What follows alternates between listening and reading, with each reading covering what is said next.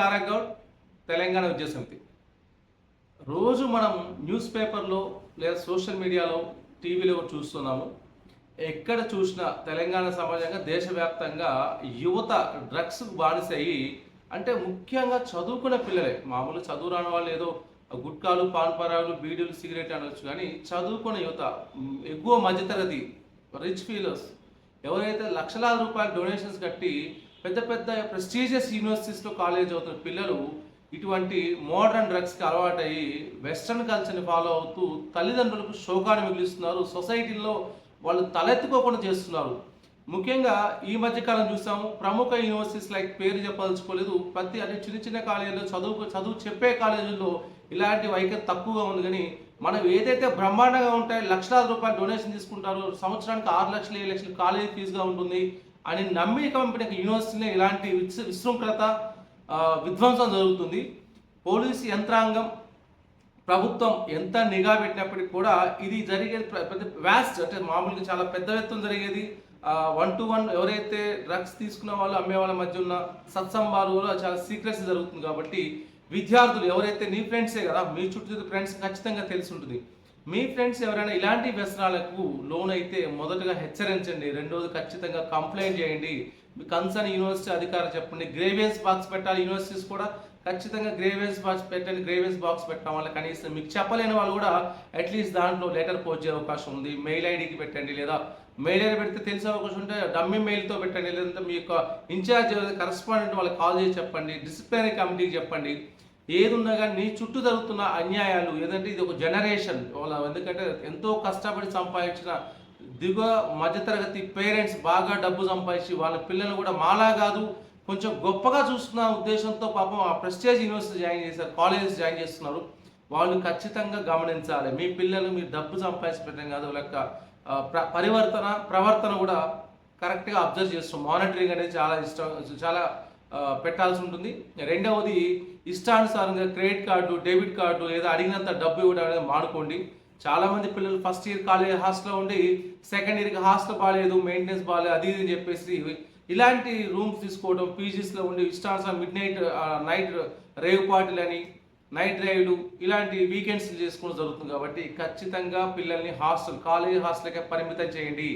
స్వేచ్ఛ అనేది తర్వాత తీసుకోవచ్చు. చదువుకున్న వయసులో విచ్చలవిడితనము, అతి స్వేచ్ఛ పనికిరాదు. డబ్బు విలువ తెలిసి ఉండాలి. క్రెడిట్ కార్డు అంటే నేను పడ్డ కష్టం నా పిల్లలు పడొద్దని మీరు ఇచ్చే అతి గారాభం వల్ల నీ పిల్లలు చనిపోతున్నారు, చెడిపోతున్నారు. చెడిపోయేది కాక చెడగొడుతున్నారు. ఎవరైతే మిడిల్ క్లాస్ ఉన్నాడో వాడు మంచి డబ్బు ఉన్నది సావాసం చేస్తే వాడికి లేని అలవాట్లు వీడే నేర్పుతున్నాడు. వాడు డబ్బు అవసరం లేదు, వాడు పక్కన ఉన్నవాడికి రైట్, వీడు సిగరెట్ అయితే వాడికి ఒక పప్పు ఇవ్వటం, వీడు మంద అయితే ఒక పెగ్గు పోయటం, వీడు గంజాయి తీసుకుంటా, లేకుంటే ఎపిటీ లాంటి వేరే కొకైన్ కావచ్చు, ఇంకేది కావచ్చు. అది కాస్ట్లీ. మిడిల్ క్లాస్ వాడు, బిలో మిడిల్ క్లాస్ వాడు ఎఫర్ట్ చేయలేడు. వాళ్ళంతా ఇదంతా దీంట్లో ఏదో సూడో ప్రపంచం సృష్టించి పిల్లల్ని డ్రగ్స్ వైపు మరలిస్తున్నారు. దీనికి ఒక పాజిటివ్ గ్యాంగ్స్ ఉంటాయి. ఆ గ్యాంగ్స్ కూడా ఏంటంటే ప్రొవోకేట్ చేస్తారు. పిల్లలు ఏం కాదు, మస్తు కిక్ ఉంటుంది, మజా వస్తుంది, చిల్లోడు ఆగిస్తామని చెప్పేసి ఉడతా పంజాబ్ చేస్తున్నారు. తెలంగాణ గతంలో ఎప్పుడూ లేకుండే, అంటే ఉన్నా కానీ అడపదడప 1-2 కార్యక్రమాలు అనేది. కాకపోతే తెలంగాణలో మందు తాగుతారు, లేకుంటే లిక్కర్ అనేది కొంత కామన్ ఉంటుంది తెలంగాణ సమాజం. కొంత చదువుకునే పిల్లలే కాదు, కొంత కామన్గా అలవాటు అవుతారు. వాళ్ళ పేరెంట్స్ వాళ్ళు కావచ్చు, సొసైటీలో కావచ్చు, టేక్ ఇట్ ఈజీలా ఉంటుంది. కానీ డ్రగ్స్ అనేది ఎప్పుడు చూడలేదు. మామూలుగా కొంచెం పెద్ద పెద్ద ప్రైవేట్ యూనివర్సిటీలో ఉన్నాయి, కానీ ఇప్పుడు ఇది కల్చర్ చాలా అంటే డౌన్ స్థాయి, అంటే చిన్న స్థాయి కూడా వచ్చేసింది. దీన్ని అరికట్టాలి. ఎవరైతే ఇల్లీగల్ ఇమిగ్రెంట్స్ చదువు పేరుతో వచ్చి మనకు మేదీపట్నం కావచ్చు, ఇతర స్టేట్స్లో, ఇతర ప్రాంతాల్లో కూడా చదువు పేరుతో వీసాలతో వచ్చి, నైజీరియన్స్ ముఖ్యంగా వచ్చి ఇక్కడ ఈ డ్రగ్స్ యొక్క సంస్కృతిని పిల్లలకి ఏమంటారు వాళ్ళని పెడ్లర్స్ అంటారు కదా, వాళ్ళకి ఇచ్చేసి పిల్లలకి ఇచ్చే వాళ్ళ కమిషన్ రూపంలో ఆశ చూపించి పిల్లల జీవితాలతో ఆడుకుంటారు. ఎవరైతే ఇల్లీగల్ ఇమిగ్రెంట్స్ని పోలీస్ వ్యవస్థ గుర్తించాలి. గత 10 ఏళ్ల నుంచి ఇప్పటివరకైతే ఎవరైతే చదువు పేరులో తెలంగాణకు వచ్చిన వాళ్ళని, ఆంధ్రాకు వచ్చిన వాళ్ళని, ఇతర రాష్ట్రాలకు వచ్చిన వాళ్ళని డిపోర్ట్ చేయాలి. ఎవరైతే ఉన్నారో వాళ్ళందరినీ కనిపెట్టి, ఎక్కడెక్కడ వాళ్ళ ఆచూకీ కనిపెట్టి వాళ్ళు డిపోర్ట్ చేయడం వల్ల చాలా వరకు అరికట్టవచ్చు. రెండవది, ఇతర రాష్ట్రాల నుంచి వచ్చే డ్రగ్స్ అరికట్టడం కొంత విఫలమవుతుంది. ఎందుకంటే అవి వచ్చే అంటే లిక్విడ్ రూపంలో వచ్చే కనిపెట్టలేము, వేరే వేరే పేరుతో వస్తున్నాయి. మామూలుగా పారాసెటమాల్ ట్యాబ్లెట్ షీట్ అదే కలర్ అదే వచ్చి కూడా ఇస్తుందని తెలుస్తుంది. అంటే ఇలాంటి కనిపెట్టడం కష్టం. కాబట్టి మీరు గ్రౌండ్ లెవెల్లో స్పైన్లు పెట్టుకోవాలి. అంటే మనం ఎవరైతే డ్రగ్స్ ఎక్కడైతే కేంద్రాలు ఉన్నాయో అంటే వినియోగించే కేంద్రాలు ఉన్నాయో అవి కాలేజీలు కావచ్చు, యూనివర్సిటీస్ కావచ్చు, లేదంటే ఎక్కడైనా పీజీస్ ఎక్కువగా ఉన్న దగ్గర స్పైల్ని పెట్టడం వల్ల ఆ పిల్లలు అవేర్నెస్ తీసుకురావటము, ఇలాంటి ఇన్ఫర్మేషన్ ఇస్తే మీకు గిఫ్ట్ ఇవ్వడం కానీ, మీ సమాచారం గోప్యంగా ఉంచుతున్న విషయం భరోసా కల్పించడంలో, తర్వాత ర్యాండమ్గా కాలేజీ సర్ప్రైజ్ చెక్ చేయడం వల్ల కానీ, లేదా బ్లడ్ శాంపిల్స్ చెక్ చేయడం కానీ, అనుమానం వచ్చిన వ్యక్తుల్ని డిటైన్ చేసి వాళ్ళ యొక్క బ్లడ్ శాంపుల్ తీసుకొని సోర్స్ ఎక్కడి నుంచి డ్రగ్స్ పర్చేజ్ చేస్తున్నారు, దీని యొక్క పెడ్లర్స్ ఎక్కడి నుంచి తీసుకొస్తున్నారు, దీన్ని తీసుకోవడం వల్ల మనం మూలాల్లోకి వెళ్తే మాత్రమే ఈ యొక్క సమస్యకి పరిష్కారం దొరుకుతుంది. లేదంటే రాను ఇప్పటికే జనరేషన్ పోతున్నాయి. అంటే పిల్లలు బాగా చదివించుకునే ఉద్దేశంతో మనం పట్టం పంపిస్తే, ప్రముఖ కళాశాలలో యూనివర్సిటీ చదివిస్తే పిల్లలు పెడదవ పెట్టి తల్లిదండ్రులకు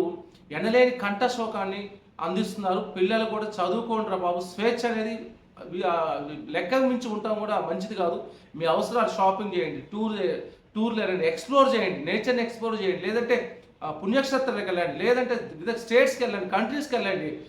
అంటే లైఫ్ని ఎంజాయ్ అంటే ఓన్లీ డ్రగ్సే కాదు. నీకు తెలియని ప్రపంచంలో మత్తుగా తూగి పడుకోవడం డ్రగ్స్ ఎంజాయ్ అంటే ఎంటర్టైన్మెంట్ కాదు. ఎంటర్టైన్మెంట్ చాలా ఉన్నాయి. ఫ్రెండ్స్తో తిరుగు, ఎక్స్ప్లోర్ చేయి, కొత్త ప్లేస్కి వెళ్ళు, కొత్త ట్రెక్కింగ్ చేసుకో, ఫారెస్ట్కి వెళ్ళు, వాటర్ ఫాల్స్కి వెళ్ళు, స్విమ్మింగ్కి వెళ్ళు, వాట్ ఎవర్, నువ్వు ఏదైనా చేసుకో. నీకు నువ్వుగా హింసించుకోకు, డ్రగ్స్కు బానిస కావద్దు.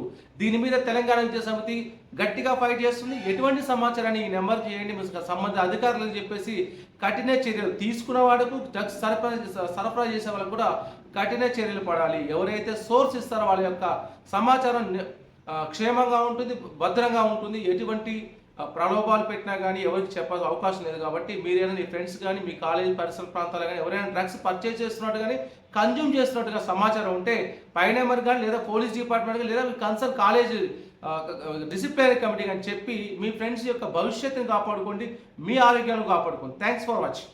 ధన్యవాదాలు.